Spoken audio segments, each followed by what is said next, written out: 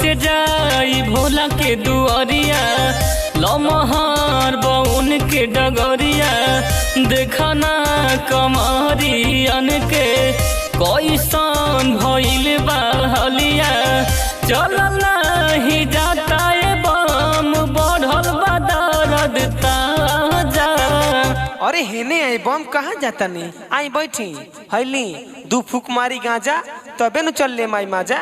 लेला हो गांजा बम पीला हो गांजा जेतने तू पिया बाहो आई बड़ा मजा।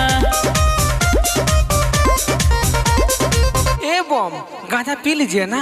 कह दनी की गांजा ना पिहिला ना पिएबो तो भोगा राही भोर।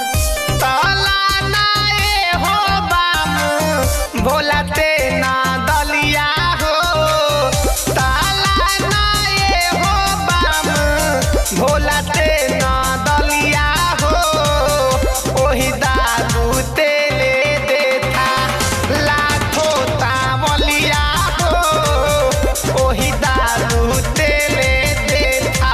अरे हट ना रे अरे तुम्हारा पड़ाक से अरे आइल बानी गोरखपुर से हो भोले दानी करे खातिर दर्शन हम होते दर्शनवा खुश होई मनवा की पेरी के नजरिया हो कई दरहम। का हो काहे हल्ला कैले बड़ा? आप देखिए ना भौजी हम बाबा का दर्शन करने आए हैं ये हमको बार बार गांजा पीने के लिए कह रहा है। अच्छा रुकिए हम समझा रहे हैं।